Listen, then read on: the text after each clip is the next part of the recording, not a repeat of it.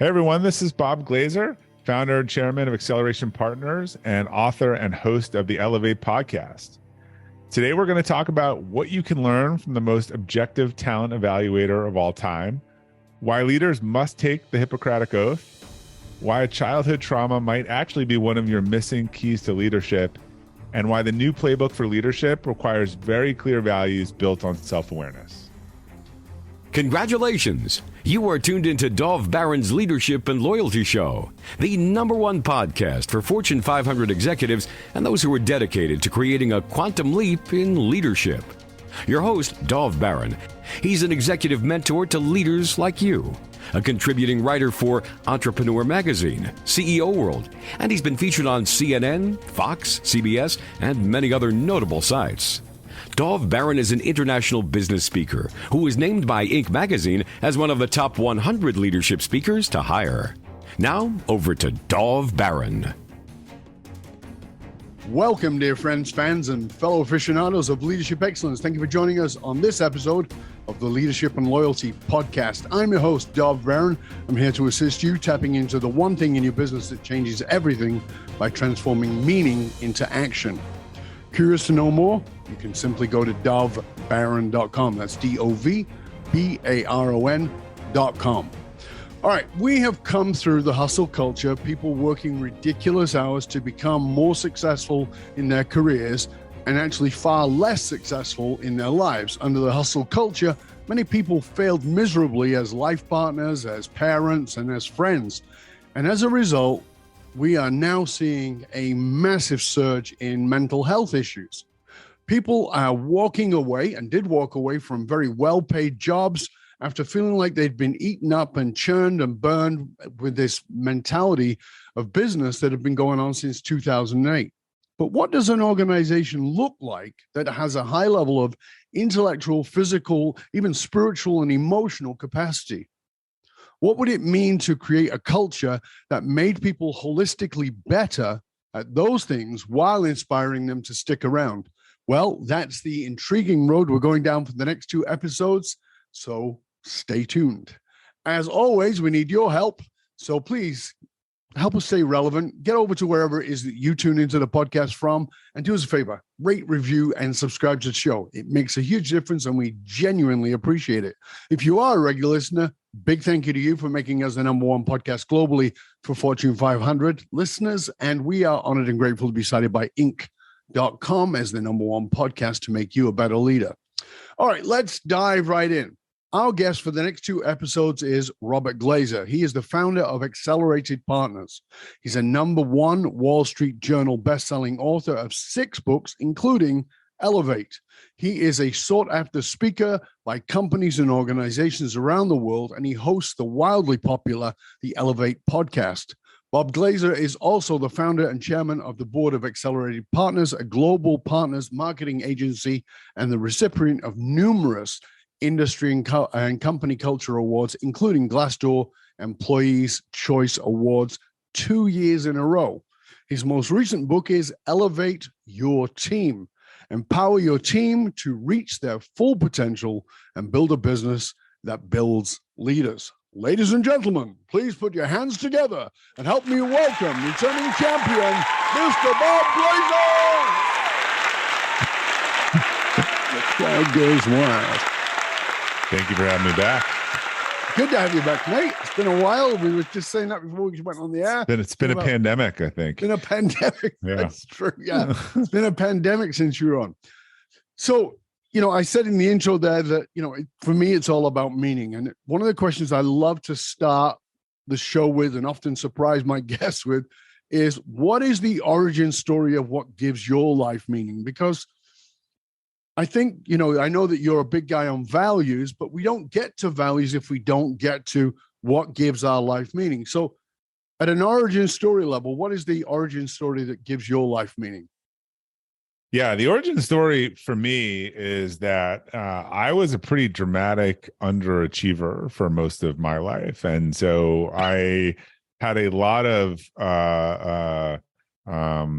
I had a lot of sort of emotion, I think, feelings tied up in that. I wasn't really until I was never anyone's most likely to win anything or do anything or otherwise, and I just wasn't connecting in school and with learning in a way that sort of resonated with me. And so this went on for a while. I eventually put it together sort of in my early 20s, realized, oh, I love to learn. I just didn't really enjoy anything that I was learning, nor were my strengths were sort of categorized as weaknesses. So, the whole thing for me now around helping people build capacity and fill potential comes from a very personal place. Like I think that, I really was not a feeling that I enjoyed for a long period of time. So for you, the meaning of the work that you're doing right now comes from this place of feeling like you weren't gotten. I just want to understand it a little bit deeper. Underutilized, not understood, not doing my best work, not doing what I thought I could do, and being kind of, told that by the standard of society. I think for a lot of people who are entrepreneurial, I've heard similar stories, right? The education system most of us are in, unless you went to Montessori or otherwise, about compliance and checking the box and getting it right. And I'm the guy who'll come up with a totally different answer that no one thought was even in the question set. And if you're in school, it's like, don't do that. Sit down, shut up, figure out whether it's ABC and parrot it back. Yeah. So there was a lot of pain for me in feeling really below my potential for a long period of my life. So what was the turning point? What sort of got you to realize, you said that you'd realize you were in this system that didn't work for you. What was the turning point of making you go? Because I think there's people listening right now who are probably at work doing a job, feeling like they're, like they're zombies, and knowing there's something within them, but nobody's seen it, and they certainly haven't even seen it, but they can feel there's something going on. Yeah, I think there were probably 2 points. It was interesting. I think, I don't know what was the chicken or the egg, but after I finished my first 2 years of college, I went abroad. And when I got done with that requirement, a lot of your first 2 years is the sort of prereq stuff. Mm-hmm. I started like, I like this marketing and business stuff. I came in thinking I was going to be a lawyer. I went abroad. I spent 6 months abroad traveling, learning kind of out in the world, really getting into the business stuff, came back and was like, this is what I like. Here's what my major is going to be. And pretty much got all A's for the first time in my life. And this was back when a B wasn't the end of the world, but today, right, A minus and your world's over. So I specialized in B's and the occasional C. So I think that again, there's something with this love of learning, realizing, business, that marketing, wanted to get better. I still made a mistake because I was very entrepreneurial, but I was risk avoidant. I had this sort of two countervailing forces. And at some point, that's an interesting dichotomy, isn't it? Yeah, not the perfect combination. But no. I realized at some point that like me being responsible for myself was, and I just saw an article on this, interestingly, that was encouraging kids to not think that going to work for Procter & Gamble is less risky than sort of being in charge of your own destiny. But I sort of just flipped that switch and I said, look, I've tried, I've come into other people's businesses. I've made them better. I get marginalized. It's not my thing. Like I need to do my own thing for myself, and I'm willing to trust myself. And I, dove into the deep end and I haven't been out of the pool since then. That's cool. Now I talked about in the beginning here that there is a lot of overwhelm out there. Yeah. People are burned out. Been a pandemic. Yeah. Sorry? I said it's been a pandemic. It's been a pandemic. Right? Yeah. People are burned out. And I think that this sort of word resilient is thrown around. I mean, I talk about it with Navy SEALs and people like that who, that word is very much part of their world. And even they say, the ones I've talked to say, I hate that word. That word has been sort of thrown around, in SEALs, you say, everybody's resilient until they're not. And it's sort of thrown around, and it's thrown around in two major and often not helpful ways. One of confronting ways to try and confront the overwhelm of being, well, just get over it, be resilient, which of course is useless. And the other one is to sort of snowplow the way to so that my people are not overwhelmed? Which way is better? And is there an alternative? Yeah, look, resilience has a place, but it's usually a personal thing. One of my favorite quotes was about resilience was said by Elizabeth Edwards, who was John Edwards' wife while she was dying of cancer in the midst of this whole scam. She said, resilience is deciding to make yourself miserable about something that matters or something that doesn't matter, right? And so I think it's very personal, right? I think there are times in our life when we need to be resilient, particularly if it's something we want and we want to keep going and it's important. And there's other things we need to sort of give up. Look, I think there's plenty of cases I could point out the last couple of years where, people needed to be a little more resilient otherwise. And there were other places where people needed to stop torturing them and making things, worse for them. So again, to me, that's very personal. I think there are things that we do need to give up and the things that we don't care about and aren't important to us. And actually wasting a ton of energy on those will wear down our willpower and resistance for the things that matter. At the same time, I was very critical of the Great Resignation when it started, because I said, look, I see three things here. This is what I'm seeing after a pandemic. I see people who say, look, this was an existential moment for me, and I realized I want to be in a totally different career and I want to do something different. Mm-hmm. Awesome. Super supportive of that. Yep. I realized that the people I was in the foxhole with the last couple of years, I do not want to be in the foxhole with. I don't trust them. I'm going to go find a different group to be with, and I'm going to do that. There was a huge group in the last bucket who said, well, that was just hard. And so I need to start over somewhere new. And I kept being like, starting a new job, if you're burnt out or because it was just hard, is not going to make it better or easier. And I think those people who are now more upset with the devil they didn't know, burnout on a second, third job. And again, you can go back and look at the tapes. I was saying this at the time. Like, I'm not buying that argument that because you've been through something just because it was hard, like everyone went through that. Like that's a reality. It's a great time to reexamine, but you're not going to have revisionist history and pretend that this whole pandemic thing didn't happen by starting a new job. But at the same time, you're also talking about building capacity, and that's the whole thing with your work. So how are we doing that with these people who are, we want to keep them around, but they are also burned out? I mean, you've got 4 specific chapters in the book: build your team's spiritual capacity, build your team's intellectual capacity, build your team's physical capacity, build your team's emotional capacity. Those are 4 separate chapters in the book. Obviously we're not going to cover everything in the time allowed, but nonetheless, people are burned out. They're already burned out. Yeah. So walk us through a little bit of that. Help us understand. Let's talk for just some framing, I think, be helpful of how we got here. Please. So the last 10 years have been if you're 32, you might think that the last 10 years are normal and this last year is an aberration. Oh my God. Last 10 years of free capital and grow at all costs is kind of, and without any profit, is a historical aberration. Yeah. The analogy would be if NASA said we are going to put a space shuttle on Mars, and the capsule landed on Mars and all the crew was dead. Not everyone would be on the news clapping and be like, wow, this mission's a success. The capsule made it there and everyone's dead.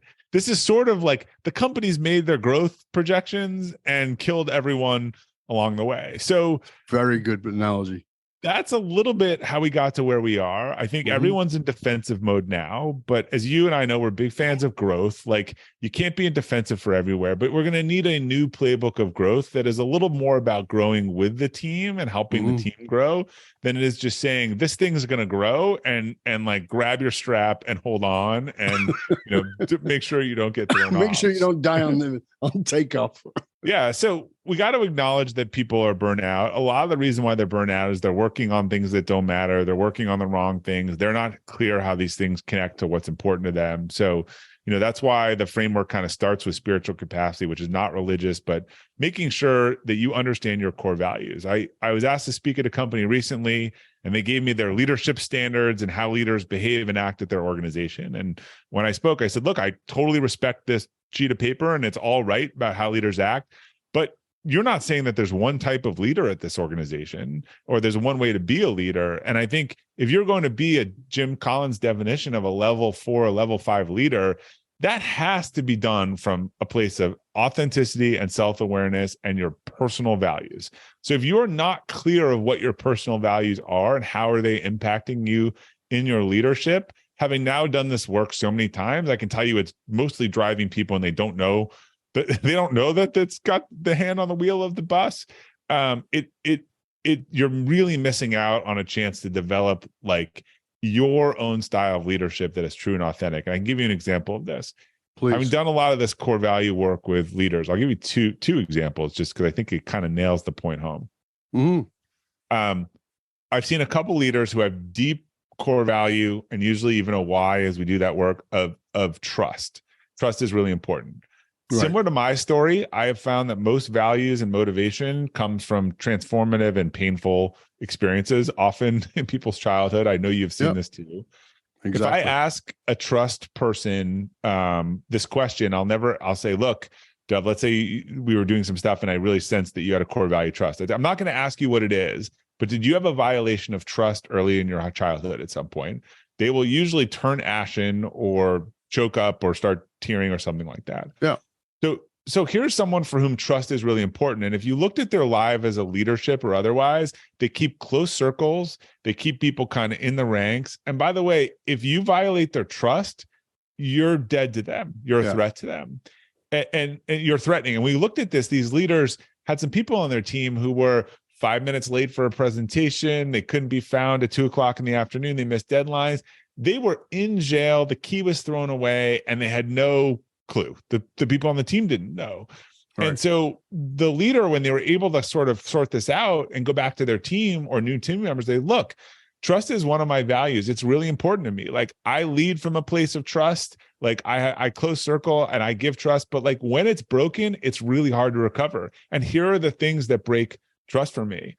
Similarly, we had another person on the team kind of virtually in tears after doing this work, realizing that they had a parent growing up that had a lack of self-awareness. They were a little too loud, one drink too many, just never said the right thing, kind of always a source of embarrassment for them. They had been jumping all over people on their team when they demonstrated any lack of self-awareness or anything that was, because again, this was deep for them. Similarly, be able to go back to their team and say, self-awareness is really important to me. Here are the types of things that kind of, I hate to use the word trigger, but here are the types of things that are set-offs for me around self-awareness and that you should know kind of working for me. Once they figured this stuff out, they went to their teams and they were like, this is my playbook. This is how I lead. By the way, if you're 25 years old, maybe you'll make some changes in this stuff. If you're 40, it's pretty hard baked in by then. You know, I just think that what you said is, you know, you and I have had discussions about this before. Yeah. And I think it's so vastly important and so commonly misunderstood, and not only misunderstood, but also minimized by leaders.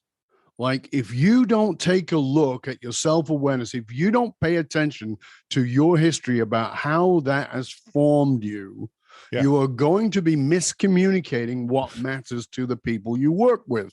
And they're going to say, that came out of nowhere. And it's not come out of nowhere. You feel like you've been communicating it all the time because it's evident to you, but you have this, what I call this sense of clarity of communication that's not there because it's so obvious to you. Because you can't even articulate. You just know what you feel. For example, I'm the better way person, and I explain why my whole life is about doing better because I was not better for so long. You come 5 minutes late to my meeting and you've solved the problem, and I'm like ecstatic with you. Like it doesn't register for me the same way. You come to my meeting and you say there's no way we could ever do that better, like you're dead to me, right? That's exactly. Why I like throw away the key and the jail. But this person, you're 5 minutes late to her meeting and you are someone that can't be trusted. And that is like deep, visceral, things that go back 20 years for this person. And this is just who we are. So again, you can have leadership standards in your organizations, but you're not going to have a universal imprint of a leader.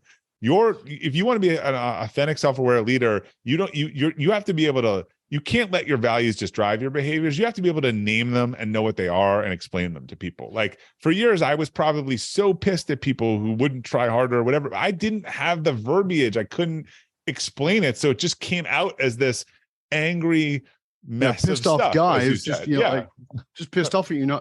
So, I mean, but this is the thing. This is what I liked about your work, Bob, when you and I talked before and in our previous other conversations when I was on your show and etc. And that is that I think that I've talked a lot about this, that I call it different by a different name. So there are values and there are maxims. That's the word I use. And values, for me, as a generality, are these societally conditioned things. So we say, I value family, I value trust, I value integrity. And it's like, what the does that mean? Right. We're saying the same thing because I would never let anyone use those as their values. So I'm like, well, who gives a shit, right? That's nice. So what? Those Anyone are things you can stick that. on the wall. It doesn't mean anything. And what I love about your work, and it's a theme throughout your books, is that actually you can say that thing, but what does it mean to you? It's, again, we talked about at the beginning. It doesn't matter how you call it, right? It matters what you use it. Like I had someone whose meaning value underneath it that matters. Right. There's transparency. Great. Whatever. I had someone, their value was being predictably reliable. Like, and there's a deep story behind that, but you know exactly what that means for that person in the organization. You should know what you should expect them to do. And you should know what you expect. Someone who loves being predictably reliable, I would never ask to go work on a skunk work project. They will fail miserably at that. Like their whole thing is, I want to know, you should be able to know exactly what you're going to get out of me and when and how it's going to work. But you know, like I said, what I love about your work is that it calls the person to have great self-awareness. Yeah. And I honestly feel that was the flaw pre Great Resignation in leaders and employees. The Great Resignation, as you and I talked about in a previous conversation, was for me this great pause. It allowed people to stop and think about what really matters for them. Yeah. And some people did that, and some people just threw their hands up. Some people just said, wow, that was hard. By the way, here's the thing. It was harder if your sales in your company were down 80%, or if you were making freezers for Moderna and Pfizer and you were working shifts 24 hours a day, right? Like it was hard if it was good, and it was hard if it was bad. Like sometimes stuff's just hard. Like you can't escape that.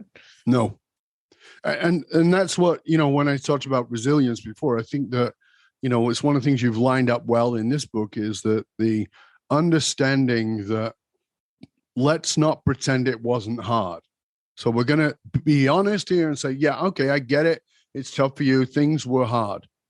It was also hard for me. It was also hard for him. And it was also hard for her, et cetera, et cetera. I mean, the leaders are the ones who are having the most delayed burnout because they carried the water for everyone for 2 years. And then they finally said, I'm exhausted. Like, and I've been worrying about my mother and my kids and 30 employees on my team and all this stuff. Yeah. And that's, you and I were talking about this before, that this is the important thing is that there's, you know, I talk about PTSD, right? But it's important to remember the P. It's the post. And so when is the post? When does it come after? Because there are a lot of people who are suffering burnout now who were fine during the pandemic, right? And like, well, I had all this time off. Why am I burning out now? It's a post. And the people who were most burned out prior are the ones who were most post. And as you said, that's the leaders who are carrying the weight of it all for their families and everybody else. It's a huge challenge that requires the pause to have the self-awareness, to assess their own values so they can build that capacity. Are you and I still on the same page with that? Yeah, I mean, we're totally on the same page. And look, they're also, I just think part of being a leader is being empathetic, but also understanding the reality. You know, I think there have been employees in a variety of businesses who'd say, well, what I really need is to work, you know, half the amount of time on half the clients for 100% of the pay.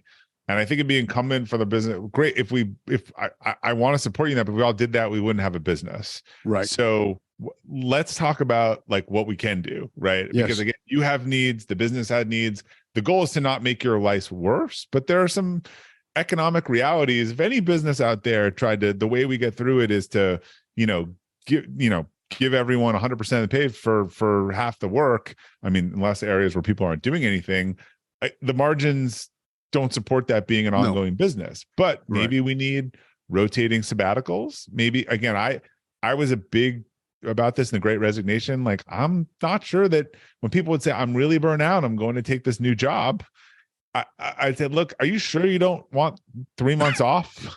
Like, maybe is a sabbatical the answer? Like, I find new jobs pretty stressful. Like, again, devil you don't know, devil you do know.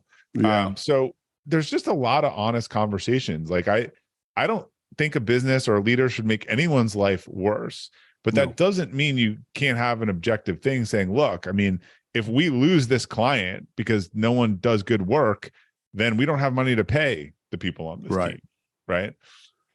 So when it comes to all this that we're talking about right now, I mean, you and I are definitely singing the same song, which is about that it is about people development.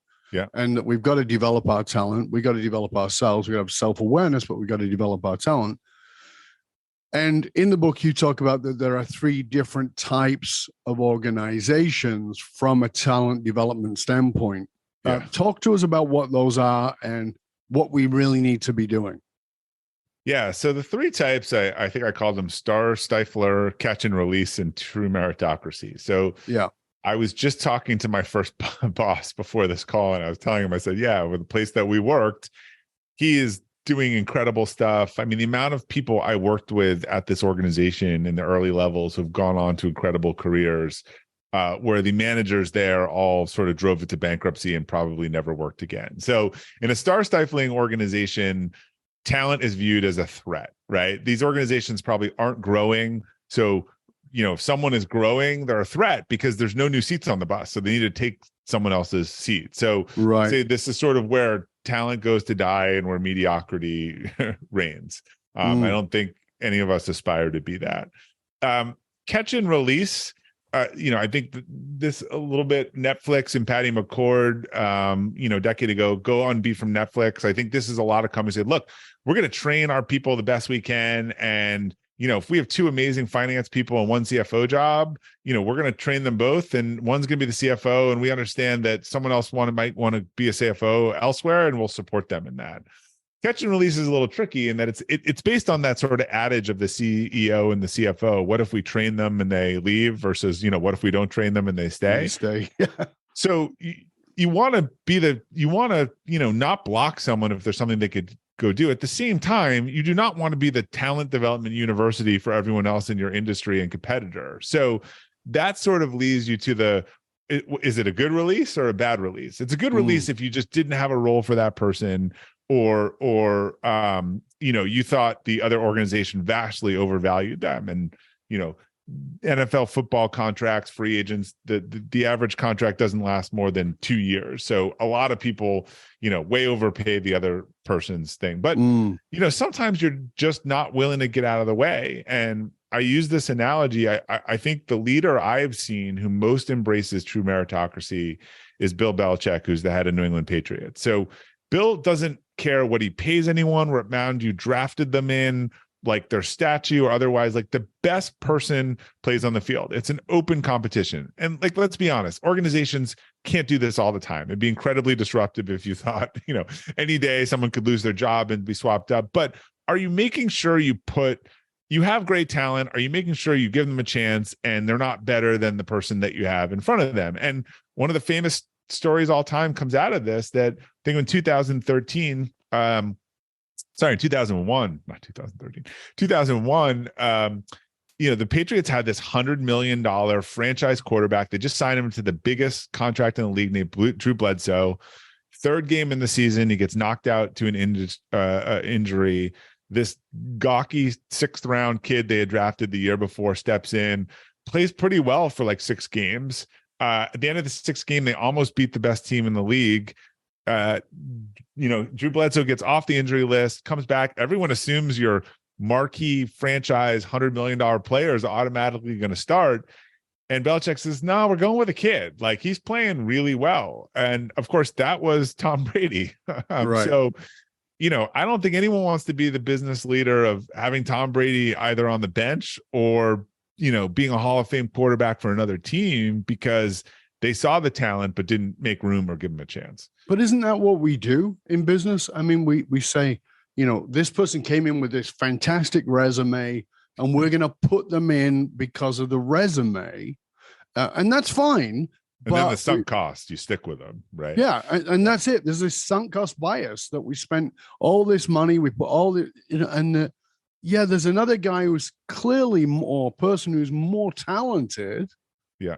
And we're ignoring them. Why?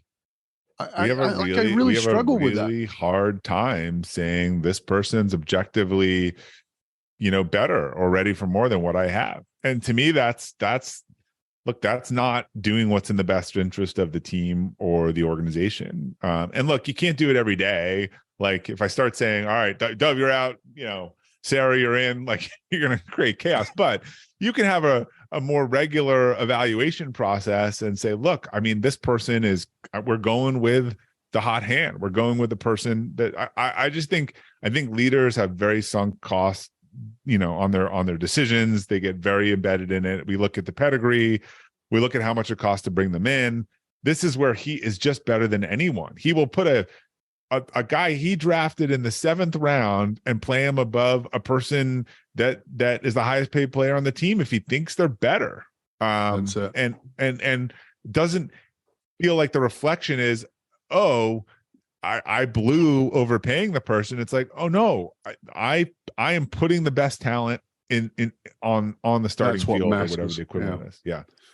We're already at the end of part 1 of the show, and I want to make sure that people can find out more about you. We're going to come back, of course, for part 2 of this delicious conversation. But before we do that, let's make sure people know where they can find out more about you, Bob, and your books, and of course, the new book and all the wonderful resources you have, because you have a lot. Well, everything is now integrated, including my Friday Forward newsletter, podcast, books at robertglazer.com.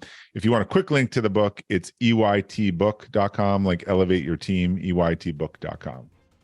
Fabulous. And they can also find your podcast. Yep. On all the apps. Yep. And that's just, it's not Elevate, it's not just that is the Elevate podcast. So you can the Elevate podcast. If you look my name and Elevate, you'll find most of my stuff. If you search those two. You'll find lots there. Yeah. And as of course, we'll make sure that Bob's social media links and all the links that we've just discussed are posted in the show notes. So stay curious, my friends, because we're going to come back for part 2 of this delicious conversation with Bob Glazer in just one click. Stay curious, my friends. Stay curious about how you can elevate your team.